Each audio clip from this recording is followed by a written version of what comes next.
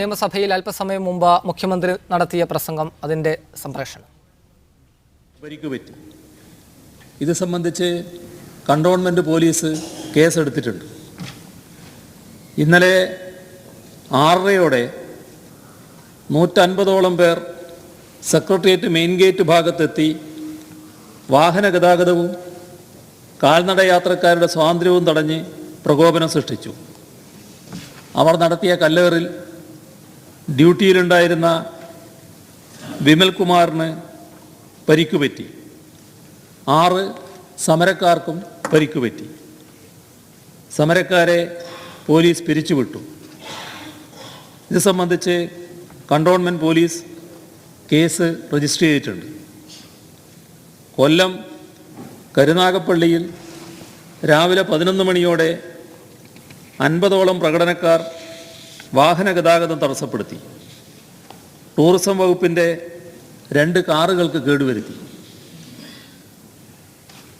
പ്രവർത്തകർക്ക് അവിടെ പരിക്കൊന്നും ഏറ്റിട്ടില്ല. ആലപ്പുഴ കലക്ട്രേറ്റിലേക്ക് 12:15 60ഓളം പേരാണ് മാർച്ചായി എത്തിച്ചേർന്നത്. തുടർന്ന് 1 മണിയോടെ പിരിഞ്ഞുപോയി. പിരിഞ്ഞുപോയവരാണ് പോലീസിന് നേരെ കല്ലേറ് നടത്തുന്നത്. പ്രവർത്തകരെ പോലീസ് ലാത്തി വീശി ഓടിച്ചു. അതിൽ ചിലർക്ക് നിലത്ത് വീണ് 5 പേർക്ക് നിസ്സാരമായ പരിക്കേറ്റിട്ടുണ്ട്. 12:15 കോഴിക്കോട് DD ഓഫീസിലേക്ക് മാർച്ച് നടത്തുകയുണ്ടായി. ഇവിടെയും പ്രവർത്തകർ അക്രമാസക്തരാവുകയും ബാരിക്കേഡുകൾ തള്ളിമാറ്റി DD ഓഫീസിലേക്ക് തള്ളിക്കയറുകയും ചെയ്തു. പോലീസ് പ്രവർത്തകരെ ജലപീരങ്കി പ്രയോഗിച്ച് പിരിച്ചുവിട്ടു. അതിൽ കേസ് രജിസ്റ്റർ ചെയ്തിട്ടുണ്ട്.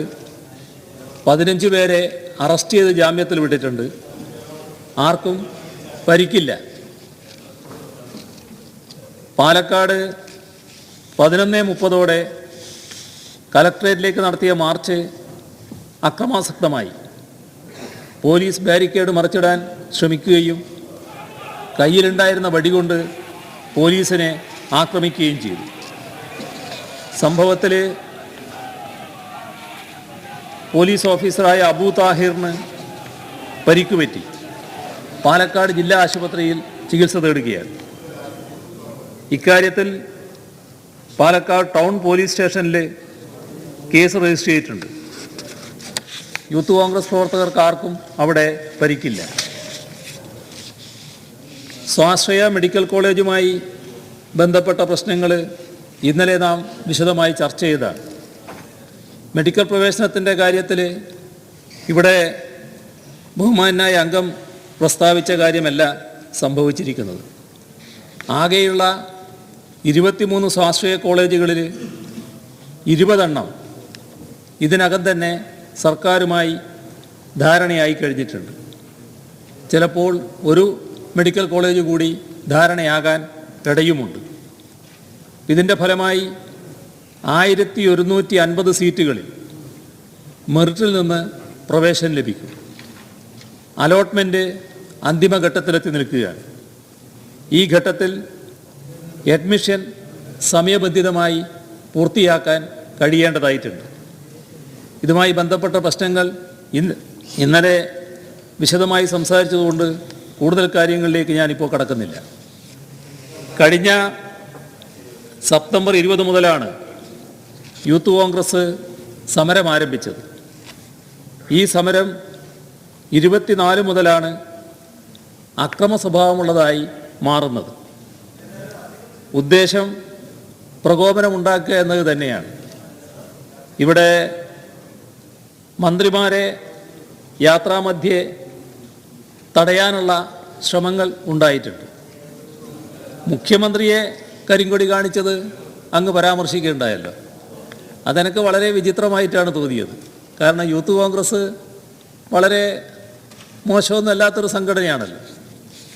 ഞാൻ സെക്രട്ടേറിയറ്റ് ഓഫീസിൽ നിന്ന് കണ്ടോൺമെൻറ്റ് ഗേറ്റ് വഴി ഉച്ചക്ക് പോകുമ്പോൾ കുറച്ചപ്പുറം എത്തിയപ്പോൾ 2-3 ക്യാമറക്കാർ ഇങ്ങനെ ക്യാമറയും കൊണ്ട് ഇങ്ങനെ ഓടി വരുന്നുണ്ട്.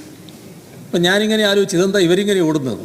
അപ്പോൾ അവരിങ്ങനെ നോക്കുകയാണ് ഞാൻ. അപ്പോഴാണ് ഇങ്ങേ ഭാഗത്ത് 2 ചെറുപ്പക്കാർ ആ സൈഡിൽ നിന്ന് ഓടി വരികയാണ്, റോഡിൻ്റെ വലതു ഭാഗത്ത്, ഈ ക്യാമറക്കാർ ഇടതു ഭാഗത്താണ്. അപ്പോൾ 2 പേര് ഓടി വന്ന് അവരുടെ കയ്യിൽ കൊടിയുണ്ട്. അത് യൂത്ത് കോൺഗ്രസ് സംഘടിപ്പിച്ചതാണെന്ന് അവകാശപ്പെടാതിരിക്കലാ നല്ലത്. കാരണം അത്രമാത്രം പരിഹാസ്യമായ അവസ്ഥയിൽ യൂത്ത് കോൺഗ്രസ് എത്തിയിട്ടില്ല.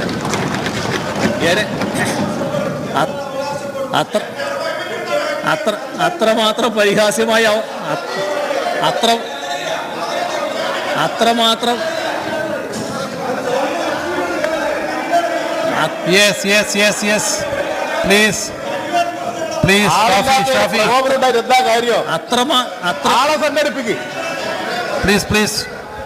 ഞാൻ പറയേണ്ടത് ഞാൻ പറയൂ. അല്ല, നിങ്ങളെന്തിനാ അതിന് ക്ഷോഭിക്കുന്നത്? ഞാൻ നിങ്ങളെ പറ്റി മോശമൊന്നും പറഞ്ഞില്ലല്ലോ. യൂത്ത് കോൺഗ്രസ് എന്ന് പറയുന്നത് അത്രമാത്രം മോശമായൊരു സംഘടനയാണെന്ന് എനിക്ക് ധാരണയില്ല എന്നാണല്ലോ ഞാൻ പറഞ്ഞത്. അപ്പോൾ ശ്രീ വിൻസെന്റ്, ആദ്യം ഞാൻ പറയുന്നത് മനസ്സിലാക്കി. പ്ലീസ് മുഖ്യമന്ത്രി സംസാരിക്കട്ടെ. പ്ലീസ്.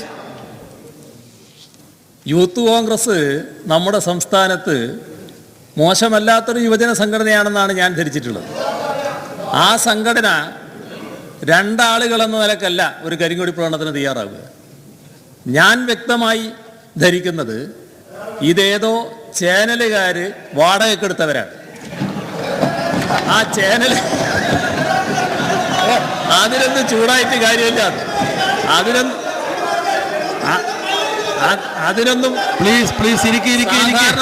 സാധാരണ നിലയിൽ നിന്ന് വ്യത്യസ്തമായി ചാനലുകൾക്ക് വേണ്ടി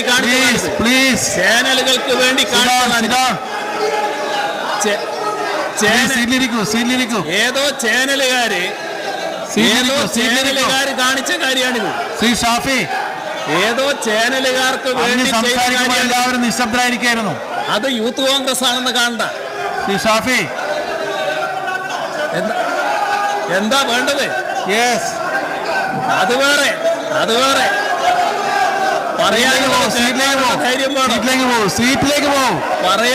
കേൾക്കാൻ പ്രസംഗിക്കുമ്പോൾ എല്ലാവരും അത് ശ്രദ്ധിക്കുകയായിരുന്നു. എല്ലാവരും നിശബ്ദയോടുകൂടി കേട്ടിരിക്കുകയായിരുന്നു. മുഖ്യമന്ത്രി സംസാരിക്കുന്നത് കേൾക്കാനുള്ള സഹിഷ്ണുത കാണിക്കൂ. കേട്ടോ, അനാവശ്യമായ കാര്യങ്ങൾ കാണിച്ചിട്ട് വെറുതെ പറഞ്ഞിട്ട് കാര്യമില്ല. സർക്കാർ സ്വീകരിച്ച നടപടി തീർത്തും ജനാധിപത്യപരമായിരുന്നു.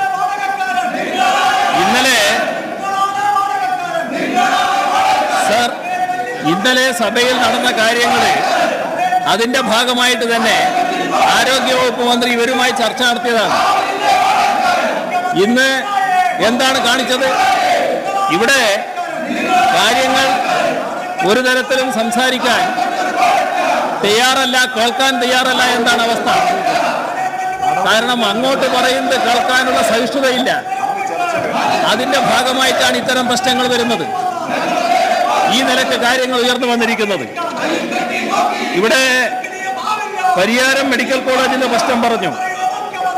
ഇവിടെ ഉയർന്നു വന്നിട്ടുള്ള സാഹചര്യങ്ങൾ പരിയാരം മെഡിക്കൽ കോളേജിനും ബാധകമായതാണ്. നീറ്റ് മെറിറ്റും ഹൈക്കോടതി വിധിയും നിലവിലുള്ള പ്രത്യേക സാഹചര്യത്തിൽ ഇത്തരമൊരു എഗ്രിമെന്റും അലോട്ട്മെന്റും ഇപ്പോൾ കൊണ്ടുപോവുകയേ മാർഗമുള്ളൂ. ഇന്നത്തെ നിലയിൽ അതിൽ നിന്ന് പുറകോട്ട് പോകാൻ കഴിയുന്നതല്ല. കോടതി വിധി അടക്കമുള്ള സാഹചര്യങ്ങൾ ഉണ്ടായിട്ടും മാനേജ്മെന്റിനെ ഇവിടേക്ക് എത്തിക്കാൻ കഴിഞ്ഞിട്ടുണ്ട്. ഇത് ഗവൺമെന്റിന്റെ ശക്തമായ ഇടപെടൽ കൊണ്ട് തന്നെയാണ്. നമുക്കറിയാം, സുപ്രീം കോടതി ഈ കേസ് പരിഗണിച്ചുകൊണ്ടിരിക്കുകയാണ്. സുപ്രീം കോടതിയുടെ അന്തിമ വിധി മിക്കവാറും ഈ ദിവസങ്ങളിൽ വരുമെന്ന് തന്നെയാണ് നാം പ്രതീക്ഷിക്കുന്നത്. ഒരു കാര്യം ഈ ഘട്ടത്തിലും വ്യക്തമാക്കാൻ ആഗ്രഹിക്കുകയാണ്. എവിടെയെങ്കിലും സ്വാശ്രയ മാനേജ്മെന്റ് തലവരിപ്പണം വാങ്ങുന്നു എന്ന ആക്ഷേപം ഉയർന്നു വന്നാൽ അത് സംബന്ധിച്ച് ഗൗരവമായി തന്നെ പരിശോധിക്കുകയും ആ വസ്തുത ശരിയാണെന്ന് ബോധ്യപ്പെട്ടാൽ വളരെ കർശനമായ നടപടി സ്വീകരിക്കുന്നതുമാണ്.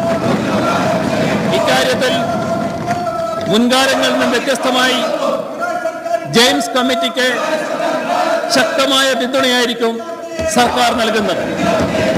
ആവശ്യമാണെങ്കിൽ സർക്കാർ അതത് ഘട്ടത്തിൽ നേരിട്ട് ഇടപെടുക തന്നെ ചെയ്യും.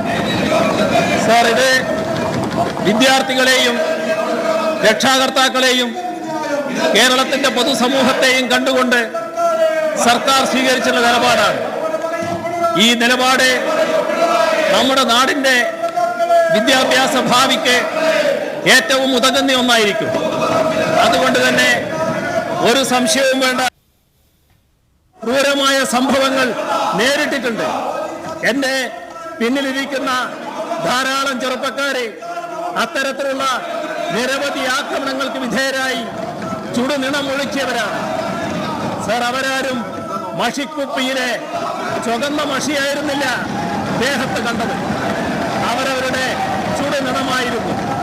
നാണം കെട്ട ഒരു കൂട്ടരെ ഇന്നലെ ചുവന്ന മഷിക്കുപ്പിയുമായി വന്നുകൊണ്ട് പ്രകോപനങ്ങൾ സൃഷ്ടിക്കാനുള്ള ശ്രമമാണ് നടത്തിയത്. സർ, ഇന്ന് കാലത്ത് ഇവിടെ കണ്ടില്ലേ വലിയൊരു ബാനർ പിടിച്ചുകൊണ്ട് നടത്തിയ സമരം? ആർക്കു വേണ്ടിയായിരുന്നു അത്? ആ ബാനർ എന്തുകൊണ്ട് അവരാരും ഇപ്പോൾ എടുത്തുയർത്തിയില്ല? സർ, ഞാൻ പറയുന്നു, ഗാലറിയിലുള്ള പ്രസ്സിനെ കണ്ടുകൊണ്ട് മാത്രം കൊണ്ടുവന്ന ബാനറായിരുന്നു അത്. അവർ പോയി കഴിഞ്ഞപ്പോൾ ആ ബാനർ അവർ താഴെയിട്ടു.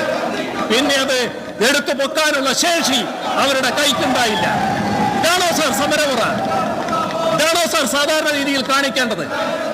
അവരവർ കാണിക്കുന്ന തെറ്റായ നിലപാടുകൾക്കെതിരെ സ്വാഭാവികമായും വിമർശനം ഉയർന്നു എന്ന് വരും. അതുകൊണ്ട് തന്നെ ഈ കാര്യങ്ങളൊന്നും ഇവിടെ ചർച്ച ചെയ്യേണ്ട കാര്യമല്ല. ഇത് ചർച്ച ചെയ്യേണ്ടതില്ല. സഭ നിർത്തിവെച്ച് ചർച്ച ചെയ്യേണ്ടതില്ല എന്നാണ് എനിക്കിവിടെ പറയാനുള്ളത്.